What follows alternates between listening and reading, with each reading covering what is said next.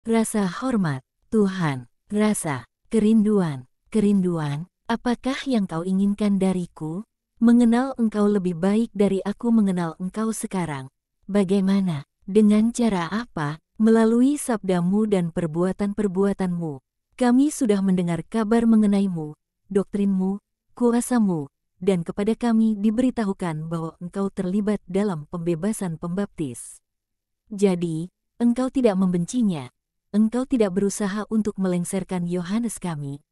Yohanes sendiri mengakui bahwa adalah melalui engkau hingga ia dapat melihat sekali lagi lembah suci Yordan. Kami pergi kepadanya dan berbicara kepadanya mengenai engkau dan ia berkata kepada kami, kamu tidak tahu apa yang telah kamu tolak. Aku seharusnya mengutukmu, tetapi aku mengampunimu sebab ia mengajarku untuk mengampuni dan untuk menjadi lemah lembut. Tetapi jika kamu tidak ingin dikutuk oleh Tuhan dan olehku, cintailah Mesias. Dan janganlah ragu, inilah buktinya, roh damai, kasih yang sempurna, kebijaksanaan agung, doktrin surgawi, kelemah lembutan yang mutlak, kuasa atas segala sesuatu. Kerendahan hati yang total, kemurnian yang bak malaikat. Kamu tidak dapat salah. Apabila kamu menghirup damai dekat seorang yang mengatakan bahwa ia adalah Mesias, apabila kamu minum kasih yang memancar darinya, apabila kamu keluar dari kegelapanmu menuju terang, apabila kamu melihat para pendosa ditebus dan daging disembuhkan, maka katakan, ini sungguh anak domba Allah. Kami tahu bahwa perbuatan-perbuatanmu adalah perbuatan-perbuatan itu yang disebutkan oleh Yohanes. Sebab itu ampunilah kami. Kasihilah kami, berilah kami apa yang diharapkan dunia darimu. Itulah sebabnya mengapa aku di sini. Aku telah datang dari jauh untuk memberikan pada kota Yohanes juga apa yang aku berikan pada setiap tempat yang menerimaku. Katakan padaku apa yang kamu inginkan dariku. Juga pada kami ada orang-orang sakit, dan kami ini bodoh. Kami ini tidak tahu apa-apa teristimewa sehubungan dengan apa itu kasih dan kebajikan. Yohanes, dalam kasih totalnya kepada Allah, punya tangan besi dan perkataan yang pedas dan ia ingin menundukkan semua orang seperti seorang raksasa menundukkan seberkas rumput. Banyak yang menyerah pada keputusasaan, sebab manusia lebih berdosa daripada kudus. Adalah sulit untuk menjadi orang-orang kudus. Engkau, mereka mengatakan bahwa engkau menaikkan, engkau tidak menundukkan, engkau tidak membakar, engkau menggunakan balsam, engkau tidak meremukkan, engkau membelai.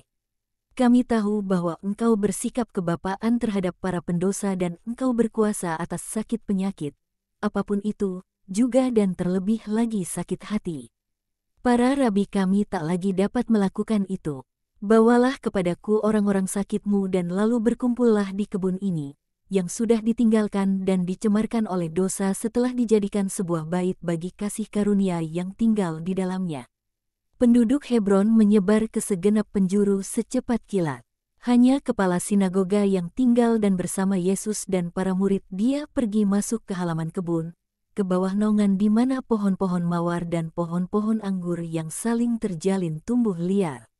Penduduk segera kembali. Bersama mereka ada seorang lumpuh dalam sebuah usungan, seorang perempuan muda yang buta, seorang anak laki-laki yang bisu dan 2 orang sakit, yang penyakitnya tidak aku ketahui.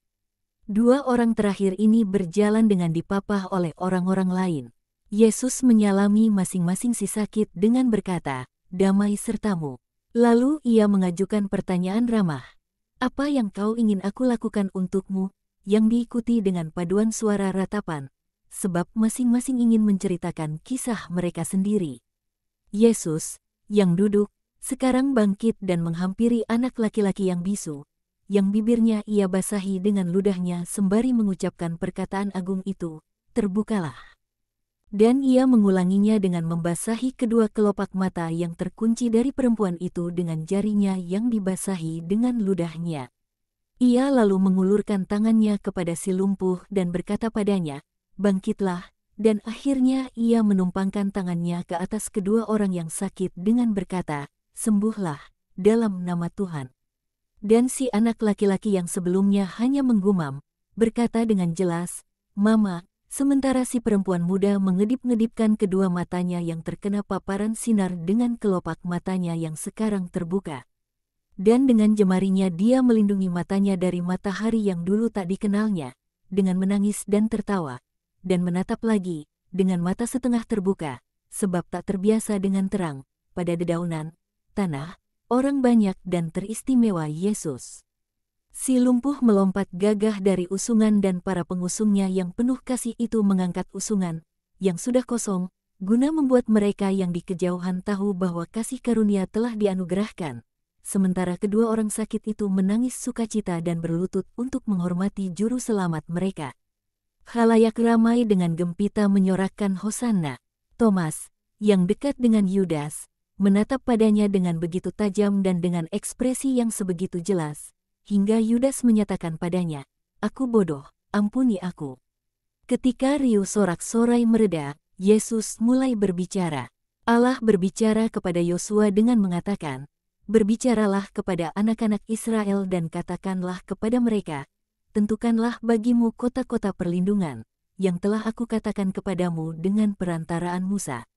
Supaya siapa yang membunuh seseorang dengan tidak sengaja, dengan tidak ada niat lebih dahulu, dapat menemukan perlindungan dan dengan demikian menghindari murka si penuntut tebusan darah." Dan Hebron adalah salah satu dari kota-kota perlindungan itu.